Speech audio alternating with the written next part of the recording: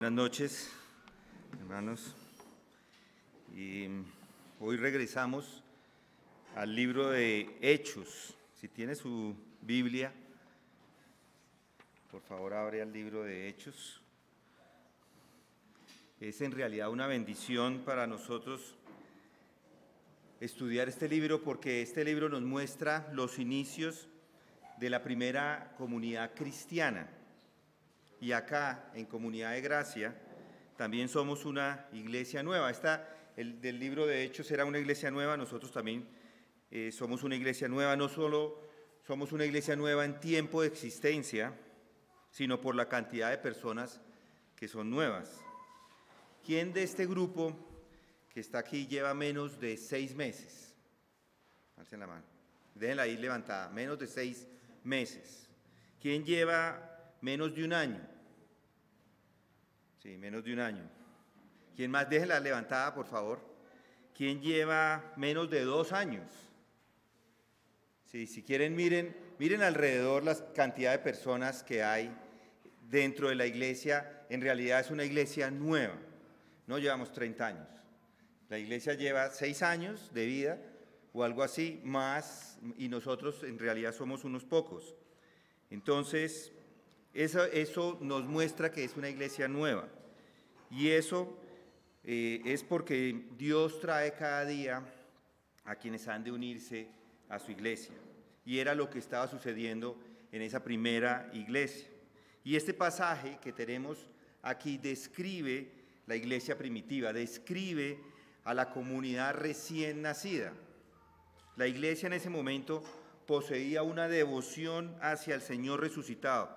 Y ya vimos de esto, ya meditamos en esto el año pasado. Y hoy quiero que revisemos un poco lo que hemos visto para ponernos a tono. Entonces, demos lectura a Hechos 2, versículo 42. Y vamos a ir hasta el 47. Hechos 2, versículo 42.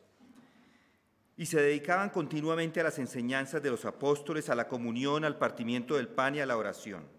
Sobrevino temor a toda persona y muchos prodigios y señales eran hechas por los apóstoles. Todos los que habían creído estaban juntos y tenían todas las cosas en común. Vendían todas sus propiedades y sus bienes y los compartían con todos, según la necesidad de cada uno. Día tras día continuaban unánimes en el templo y partiendo el pan en los hogares. Comían juntos con alegría y sencillez de corazón, alabando a Dios y hallando favor con todo el pueblo. Y el Señor añadía cada día al número de ellos los que iban siendo salvos. En estos textos encontramos una serie de actividades que hacían los hermanos que habían sido salvos. Noten el versículo 42, y se dedicaban continuamente a las enseñanzas de los apóstoles, a la comunión, al partimiento del pan y a la oración. Los cristianos en este primer siglo estaban haciendo una serie de actividades características de los creyentes. Una iglesia que no se había llenado todavía de las actividades de los hombres.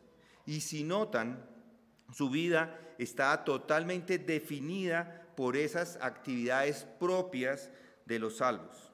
Esta iglesia primitiva, aunque sin tener estrategias de mercadeo del mundo, sin tener las cosas que tenemos hoy como un micrófono, parlantes en toda la iglesia, tener estas mesas y todo lo que tenemos hoy, sin tener un edificio como este para reunirse, sin pasar el servicio por fakes, como lo están escuchando algunos, las personas llegaban a Cristo, eran salvas. Era una iglesia dotada con cada componente necesario.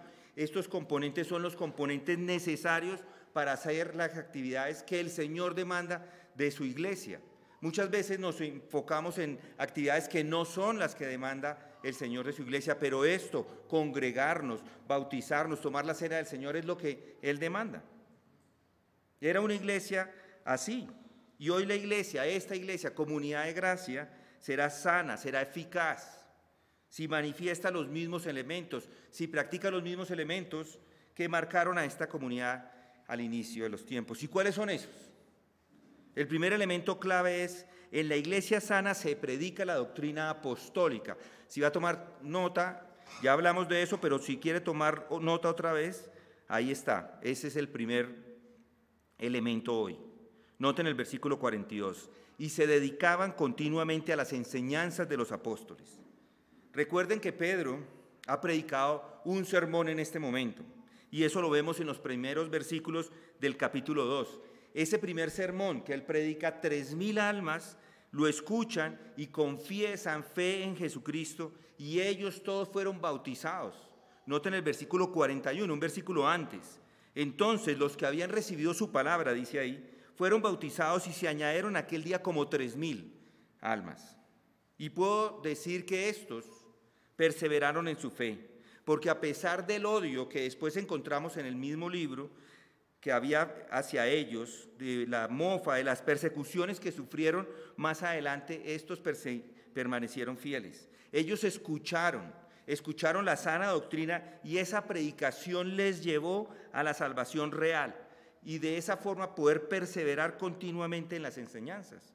Ellos se dedicaban continuamente a las enseñanzas de los apóstoles. Es una acción continua, permanente, y esa es una señal de la verdadera salvación, perseverar en la enseñanza. Jesús lo dijo en Juan 8:31. Entonces Jesús decía a los judíos que habían creído en él: si vosotros permanecéis en mi palabra, verdaderamente sois mis discípulos y conoceréis la verdad, y la verdad os hará libres. Si permanecéis en mi palabra.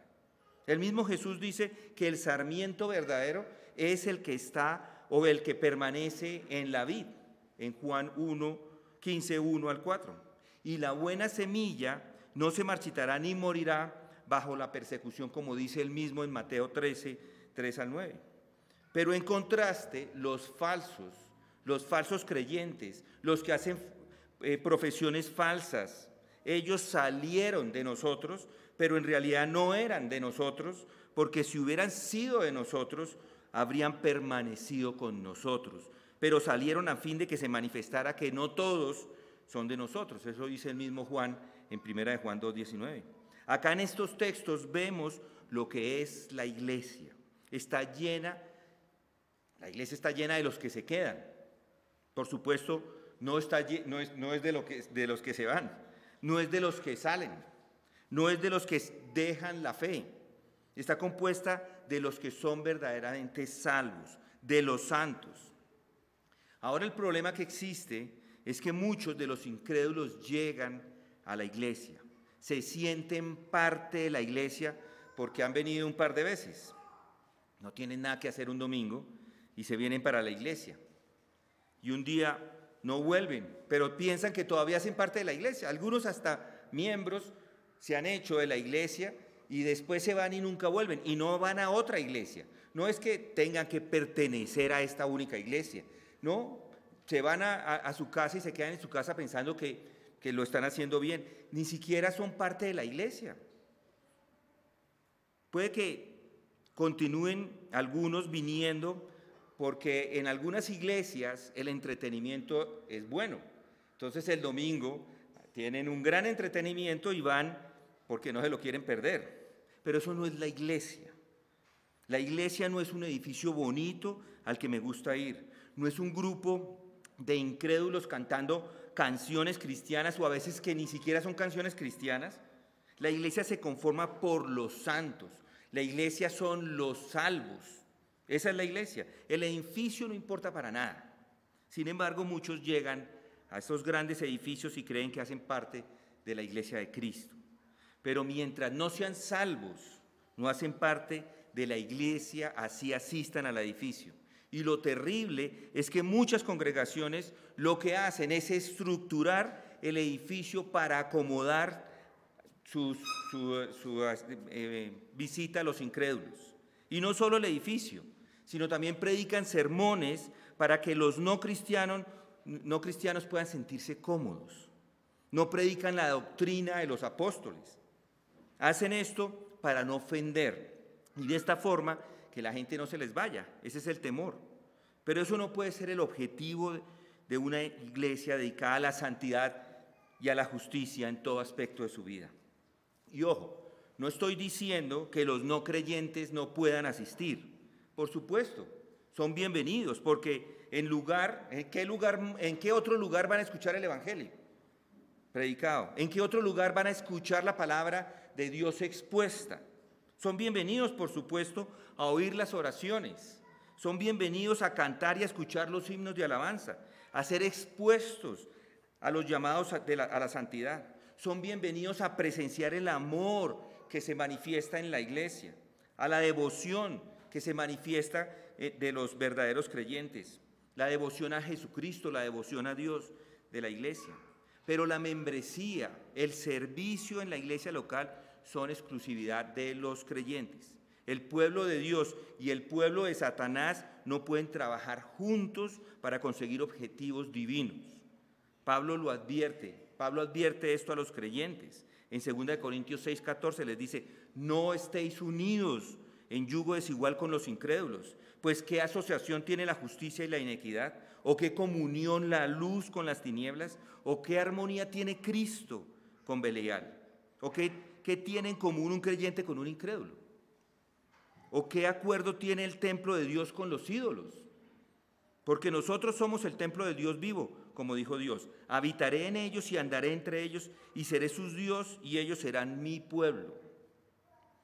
Pero también Pablo elogió a los tesalonicenses para que no hubiera dudas de que estos eran salvos de verdad. Él les dice en su carta a los tesalonicenses, en el primer capítulo, les dice: Pablo, Silvano y Timoteo, a la iglesia de los tesalonicenses, en Dios Padre y en el Señor Jesucristo. Gracia a vosotros y paz. Siempre damos gracias a Dios por todos vosotros, haciendo mención de vosotros en nuestras oraciones, teniendo presente sin cesar delante de nuestro Dios y Padre vuestra obra de fe, vuestro trabajo de amor y la firmeza de vuestra esperanza en nuestro Señor Jesucristo, sabiendo, hermanos amados de Dios, su elección. Él sabía que habían sido elegidos, pues nuestro evangelio no vino a vosotros solamente en palabras, sino también en poder y en el Espíritu Santo y con plena convicción, como sabéis qué clase de personas demostramos ser entre vosotros por amor a vosotros. Y vosotros, les dice, vinisteis a ser imitadores de nosotros y del Señor,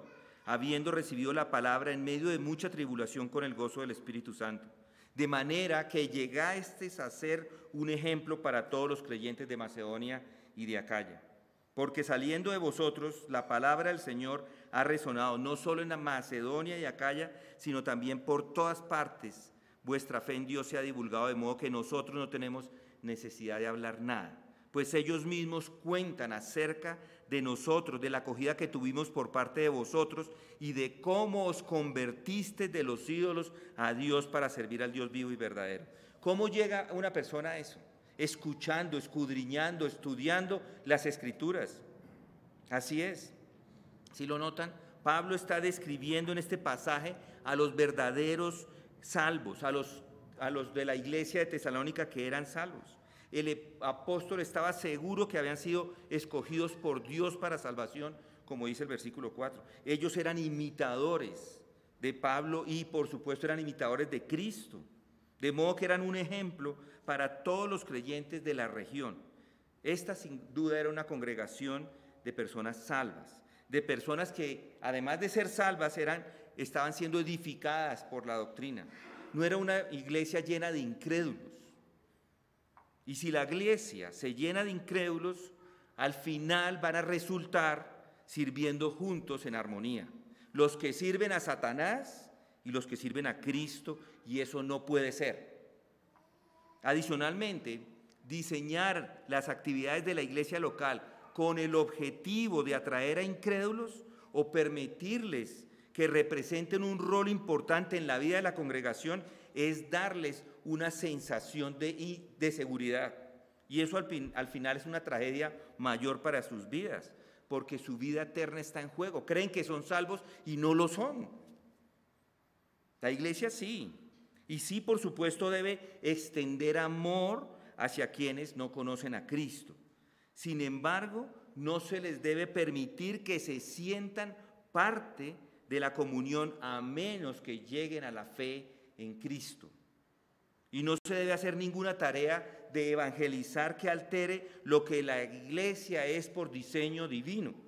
Y ese diseño es la predicación de la doctrina sana.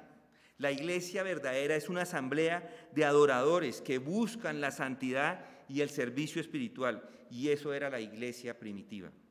Una iglesia de santos que eran edificados por la doctrina de los apóstoles. Pero no solo eso, era una iglesia que se dedicaba a la comunión cristiana. Noten ahí la comunión. Si está tomando notas, primero la predicación apostólica y segundo, en la iglesia sana se practica la comunión entre hermanos. Ahí mismo el versículo 42. Comunión es lo que hicimos el domingo después del servicio. Al final de todo, ese es un deber espiritual de todos los creyentes. Es lo que se hace para estimularse a la santidad y a la fidelidad. Se expresa de manera más específica a través de los unos a los otros en el Nuevo Testamento. Si quieren, vengan conmigo a Romanos. Romanos 12. Noten el versículo 10 de Romanos 12. Romanos 12, 10 dice: sean afectuosos unos con otros con amor fraternal, con honra, dándose preferencia unos a otros. Y ahora noten el versículo 16. Capítulo 12, versículo 16. Tengan el mismo sentir unos con otros. No sean altivos en su pensar, sino condescendiendo con los humildes. No sean sabios en su propia opinión. Noten el versículo 8 del capítulo 13. Versículo 8. No daban a nadie nada sino el amarse unos a otros, porque el que ama a su prójimo ha cumplido la ley. Noten el capítulo 14, versículo 19. Aquí no se utiliza la misma palabra, pero es la misma palabra en la traducción, pero es la misma en el original. Así que procuremos lo que contribuya a la paz y a la edificación mutua o la edificación de unos con otros. Noten el capítulo 15, versículo 5. Y que el Dios de la paciencia y del consuelo les conceda tener el mismo sentir los unos para con los otros, conforme a Cristo Jesús. El versículo 16, capítulo 16, Gálatas 5:13, Efesios 4:2, 25, 32, 5, 21. Hay una serie de textos que nos muestran ese amor de los unos por los otros. Y el significado de la comunión, de esa comunión, es camaradería. Es tener cosas en común, es pasar un tiempo en común, unos con otros. Por eso es que nos reunimos, a eso venimos a la iglesia cada miércoles ahora y cada domingo. Quienes reciben a Jesucristo entran en una unión indivisible con Cristo y con todos los demás que hacen parte del cuerpo de creyentes. Eso dice 1 Juan 1:3, unos con otros. Esa comunión es permanente porque nuestra vida eterna va a ser compartida con los otros. Mírenlos alrededor, con ellos va a pasar su vida entera, eternidad va a pasar con ellos.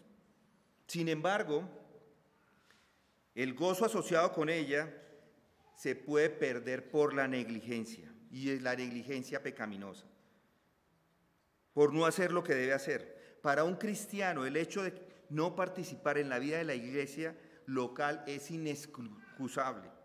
Aquellos que solo vienen el domingo y salen corriendo son negligentes. Y aquellos que solo ven los servicios por internet, pues ni hablar. Es más, aquellos que deciden separarse son desobedientes de una orden, de un mandato directo que encontramos en las Escrituras, en Hebreos 10:24, que allí el autor encarga a los creyentes y les dice: y consideremos cómo estimularnos unos a otros al amor y a las buenas obras, no dejando de congregarnos como algunos tienen por costumbre, sino exhortándonos unos a otros, y mucho más al ver que el día se acerca. La Biblia no contempla la vida cristiana como algo que se lleva aparte de otros creyentes. Aquellos que dicen: no, es que yo soy creyente, pero yo no puedo ir a la iglesia, no tengo ganas de ir a la iglesia, no quiero pasar tiempo con la gente de la iglesia, de pronto ni siquiera es creyente. Así lo manifieste con su boca. Todos los miembros de la iglesia universal hacen parte del cuerpo de Cristo y tienen ese deseo de pasar tiempo con los mismos, con los creyentes. Por eso, para nosotros es estimulante estas palabras, porque debemos participar activa e íntimamente en todas las asambleas que se hagan. Eso hacía la iglesia primitiva. Los salvos escuchaban la sana doctrina y además era una iglesia que tenía comunión cristiana. Pero además de esto, esta era una iglesia que celebraba la obra de Cristo, recordando su obra y obedeciendo la ordenanza del partimiento del pan. Noten la porción el 42d, la última parte. En la iglesia sana se celebra la comunión. La comunión de esos creyentes estaba simbolizada por la ordenanza al deber espiritual del partimiento del pan. Esto de la cena tampoco es una opción. Nuestro Señor lo ordenó para cada creyente. Por eso una iglesia que dice, no, es que nosotros nos reunimos, pero tenemos acá una reunión en nuestra casa, pero no tenemos cena, pues no es iglesia, porque en la iglesia se comparte la comunión. En la cena, en la comunión, todos los cristianos se ponen en un terreno en común a los pies de la cruz. Al final, cada uno de nosotros es pecador, todos somos pecadores, salvos por gracia, por la gracia de Dios en Cristo. En la cena lo que estamos haciendo es reconociendo la obra maravillosa del Señor en la cruz. Y además ejemplifica la unidad. Estamos todos unidos compartiendo la cena, la unidad de los creyentes. Puesto que simbólicamente todos son partícipes del mismo Señor. Eso dice Efesios 4:5. Un solo Señor, una sola fe, un solo bautismo, un solo Dios y Padre de todos. Pablo escribió en 1 Corintios 10:16, dice, la copa de bendición que bendicimos no es la participación en la sangre de Cristo. El pan que partimos no es la participación en la sangre de Cristo. Puesto que el pan es uno, nosotros que somos muchos somos un cuerpo, pues todos participamos de aquel mismo pan. La cena requiere un examen, por eso la avisamos con tiempo, requiere un examen personal para ser purgados del pecado. Por tanto, la comunión, la cena al final purifica la iglesia, porque nos hace recordar, nos pone a pensar en nuestros pecados en ese momento y decimos, yo no puedo llegar con esos pecados el domingo a la cena. Y confiesa sus pecados, se pone a cuentas con otros y eso lo que está haciendo al final, en última instancia, es purificando la iglesia.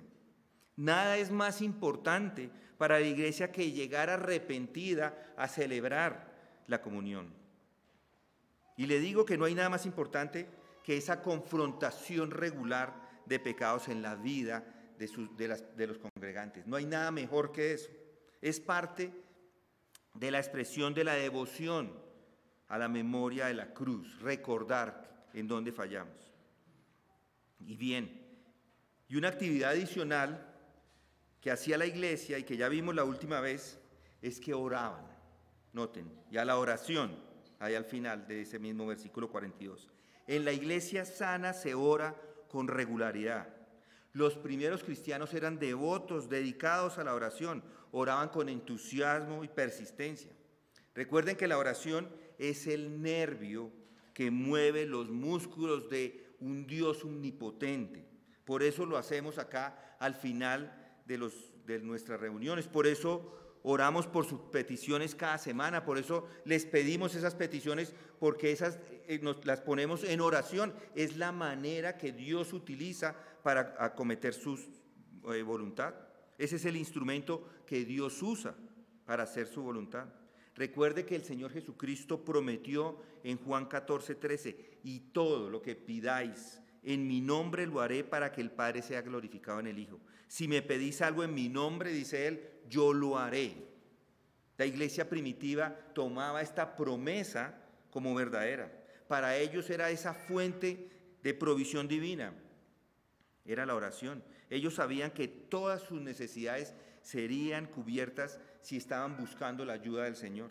Y las oraciones que encontramos en los textos siguientes no solo son de creyentes individuales, sino son oraciones corporativas, que es lo que hacemos nosotros acá. Pero por desgracia, la oración está muy descuidada en la iglesia moderna. Se reemplaza por programas, por conciertos, por entretenimiento, por los testimonios de los ricos. Entonces traen a una persona muy rica, muy famosa, que atrae muchedumbres, personas. Muchos piensan, así lo han dicho alguna vez, que si traemos a nuestra iglesia algún cristiano famoso, ya la hicimos.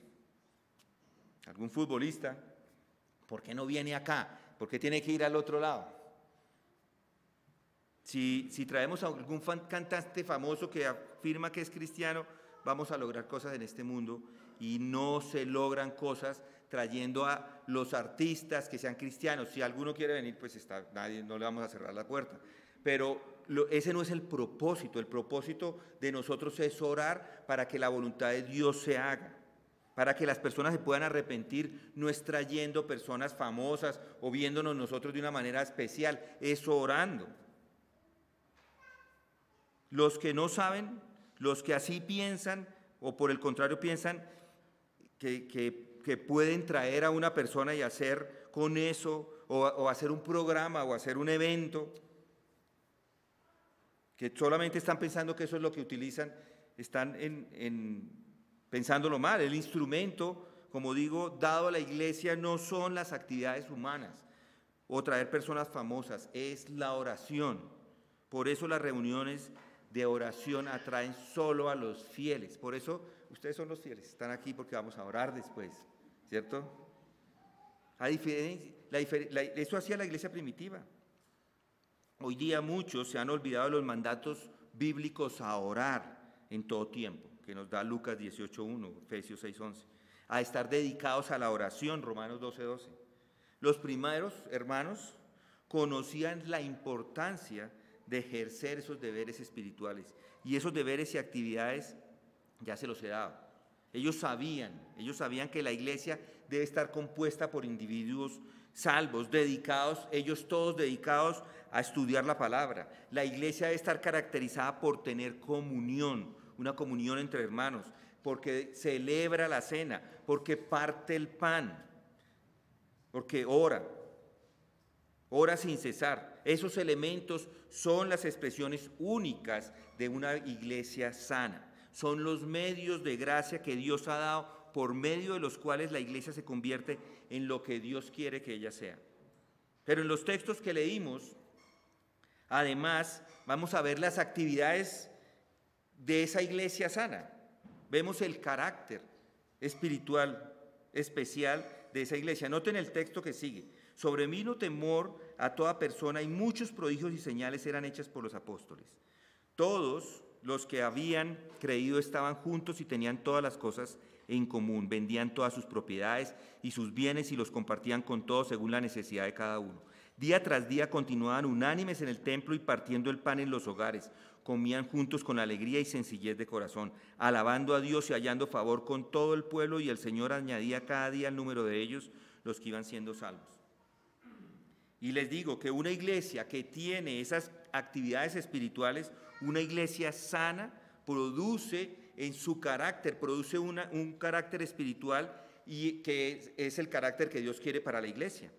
Cuando las actividades de la iglesia son la meditación de la palabra, la comunión, el partimiento del pan y la oración, llevan a esa iglesia a mostrar un carácter sano. Y las iglesias sanas están caracterizadas por lo que dice este pasaje. Noten, una iglesia sana es una iglesia que teme. Ahí dice, sobrevino temor a toda persona. La iglesia sana teme. Temor se refiere al miedo o terror sagrado relacionado con la sensación de esa presencia divina. Temor lleva a una actitud de reverencia. Temor describe ese sentimiento producido cuando alguien entiende la palabra de Dios, entiende que Dios está cerca. Esa palabra también se usa en Hechos 5:5. ¿Recuerdan Hechos 5:5 y 11 para describir la reacción de las muertes de Ananías y Zafira? En Hechos 19:17 describe la reacción de los ciudadanos de Éfeso ante un ataque propinado por un hombre endemoniado a algunos judíos exorcistas. Y luego Lucas 7:16 la usa para describir la reacción ante la resurrección que Jesús hace del hijo de la viuda. La vida de estos primeros hermanos era tan genuina y espiritualmente poderosa que a toda persona dentro o fuera de la iglesia le sobrevino una sensación de temor. No estaban temerosos debido a los grandes edificios o los programas o cualquier cosa que la iglesia reflejara como una habilidad humana, sino el carácter sobrenatural de las vidas de sus miembros. Y eso debe producir, o se produce, es un efecto que se produce cuando los dones espirituales funcionan de forma adecuada. Y además del temor, esta iglesia también estaba caracterizada porque la mano de Dios estaba con ellos. Era una iglesia, en una iglesia sana se ve la mano de Dios. Y muchos prodigios y señales eran hechos por los apóstoles. En la iglesia, los apóstoles hacían muchos milagros. Y por eso seguramente también existía el temor, porque ellos hacían milagros y a la gente le daba temor. Algunos de esos milagros se describen en los capítulos siguientes. Y no es que hoy tengamos esos milagros como hacían los apóstoles. Esas maravillas y señales estaban diseñadas solamente para atraer la atención y apuntar a una verdad espiritual. Y la respuesta, por ejemplo, a la curación que Pedro hace del paralítico muestra claramente ese propósito. Las personas de esa región, después de que presenciaban una curación de estas, se convertían al Señor. La resurrección de Dorcas por parte de Pedro provoca exactamente la misma reacción en Jope. Nuestro Señor hizo sus milagros por la misma razón, y Juan nos lo dice: ¿no crees que yo estoy en el Padre y el Padre en mí? Las palabras que yo os digo no las hablo por mi propia cuenta, sino que el Padre que mora en mí es el que hace las obras. Creedme que yo estoy en el Padre y el Padre en mí, y si no, creer por las obras mismas. En verdad os digo, el que cree en mí, las obras que yo hago, él las hará también, y aún mayores que estas hará, porque yo voy al Padre. Juan 14, 10, 11, 12. La capacidad de realizar milagros no fue dada para todo el mundo, eso lo sabemos, sino que estaba limitada a los apóstoles. Ellos eran los únicos que hacían milagros y algunos de sus asociados. Y Dios confirma la predicación de los apóstoles con los milagros. Esto era para confirmar que ellos eran realmente sus mensajeros. Con el paso, cuando se acaba la era apostólica, cuando se cierra el canon de las Escrituras, esos milagros y señales ya no son necesarias. Ellos en ese momento sirvieron para ratificar lo que los apóstoles decían, para ratificar los escritos bíblicos, pero ya teniéndolos en nuestras manos ya no son necesarios. Hoy día podemos determinar quién habla por Dios al comparar su enseñanza con las Escrituras, con lo que encontramos en las Escrituras. Aunque la señal del don de milagros ya no existe, Dios todavía realiza milagros en respuesta a las oraciones. Ya no se trata de grandes señales públicas como la era apostólica, pero Dios todavía está haciendo un milagro. Y aquí todos los que son creyentes son parte de ese milagro. El milagro de la salvación, el milagro de la transformación, el milagro que acabamos de presenciar por medio de esos testimonios. Lo que Dios hace en la vida de las personas es en realidad un milagro. Entonces, una iglesia sana es una iglesia donde se convierten las personas, donde todavía hay milagros, donde la mano de Dios es evidente. Si se predica y nadie llega al agua, hay algo mal. ¿Sí o no? Estamos mal, porque no se están convirtiendo. Si no hay conversiones, pues la iglesia, a menos que sean los mismos 10 personas, todos convertidos y todos bautizados, pero si la iglesia está en crecimiento, debe ser evidente que personas están siendo salvas. Tales milagros ocurren en la vida de la iglesia que está comprometida con el cumplimiento de los deberes espirituales.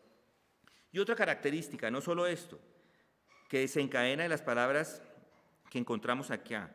En la iglesia sana se cuida de los hermanos. Todos los que habían creído estaban juntos y tenían todas las cosas en común, versículo 44. Vendían todas sus propiedades y sus bienes y los compartían con todos según la necesidad de cada uno. Día tras día continuaban unánimes en el templo y partiendo el pan en los hogares comían juntos. En esos primeros días, antes de que las contiendas y divisiones afectaran a la iglesia, todos los que habrían creído estaban juntos, poseían todo, en unidad espiritual y tenían todas las cosas en común. Pero ojo, eso no indica ni muestra, como creen algunos, que tenían una vida comunitaria o que nosotros debemos tener una vida comunitaria. Alguien me dijo un día, ¿por qué no estábamos en el hotel donde nos reuníamos antes? Y me dijo, ¿por qué no nos reunimos acá? Nos venimos todos a vivir acá. Eso no es lo que enseña este texto. La primera hermandad cristiana no era una comuna, ni el pasaje está apoyando esta idea. Lo que las Escrituras afirman es la familia, no la comuna. Esa es la unidad básica del diseño de Dios, la colaboración y el abastecimiento mutuo para las necesidades de aquellos que eran peregrinos. Era una tradición que se hacía en Israel durante las grandes fiestas religiosas. Las posadas no daban cabida a la gran cantidad de personas que estaban llegando a Jerusalén cuando ellos hacían estas épocas o tenían estas festividades. Y como resultado, las familias abrían sus casas y compartían sus recursos con los visitantes. Muchos miembros de la iglesia primitiva eran peregrinos, salvados mientras visitaron a Jerusalén por la fiesta de Pentecostés y ahora se habían quedado allí como parte de la nueva obra de Dios. Y ellos solamente pudieron ser sostenidos por el amor cristiano que tenían los hermanos, de compartir de sus bienes con estos nuevos creyentes. Y además no hay duda que algunos hermanos habían podido perder el sustento, inclusive haber perdido el dinero por haberse convertido a Cristo. Y por eso la comunidad lo que estaba haciendo era suplir sus necesidades.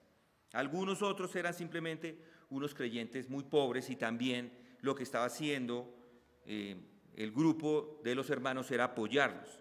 Y yo les digo que esto no es un soporte a las ideas marxistas que piden que todo lo que se produzca, que todo lo que el mundo, todas las personas produzcan, lo pongan en la misma bolsa y se reparta.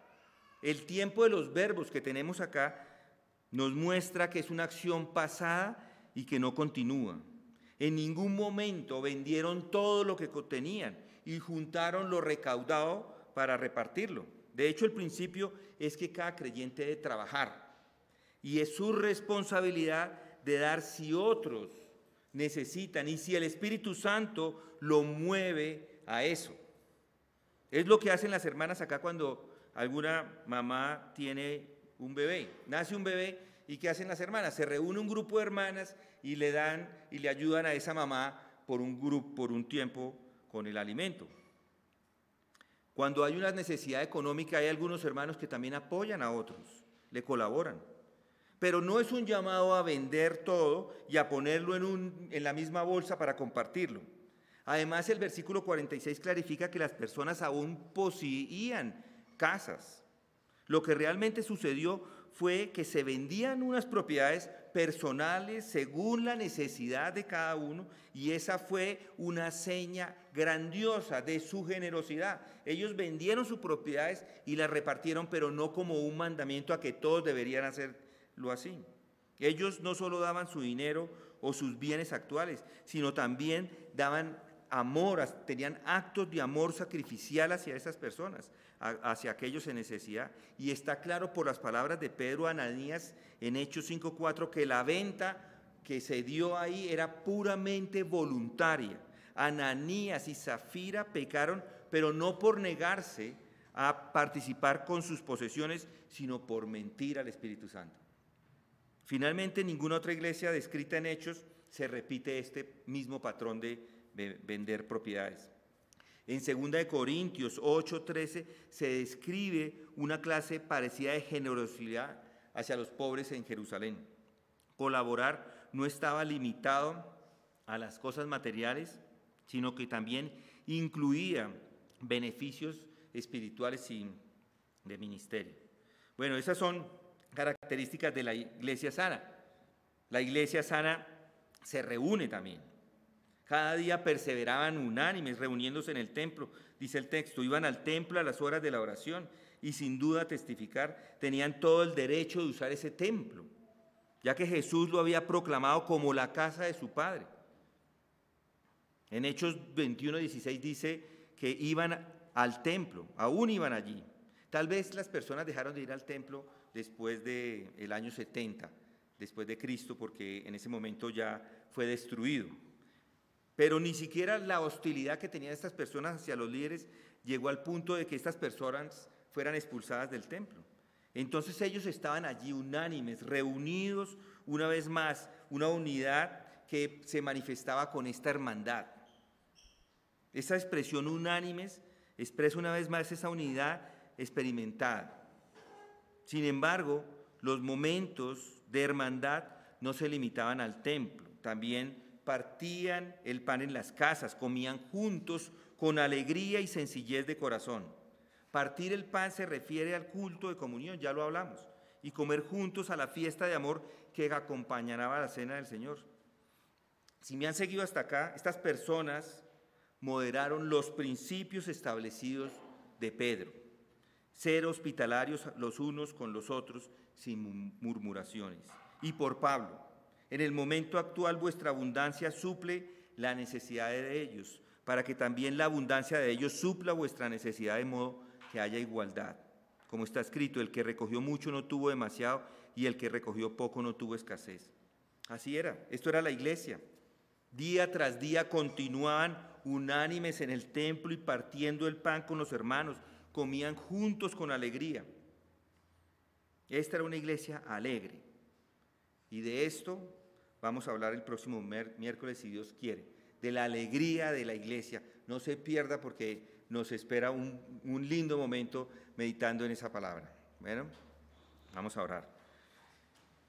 Padre, gracias te damos porque nos has traído a recordar todo lo que esta iglesia primitiva hacía en los primeros tiempos de su formación y es nuestra oración que no solamente lo recordemos, sino que sea nuestras actividades, que podamos nosotros tener las mismas actividades que tenía esta iglesia y que seamos caracterizados, que tengamos la misma, Señor, la misma característica que tenían estos hermanos hace siglos. Te pido, Señor, que nos ayudes transformando a cada uno de los que estamos aquí para que eso sea evidente en esta iglesia y que al final la gloria y la honra sea para el único que se la merece toda, que es tu Hijo Jesucristo. En su nombre oramos. Amén.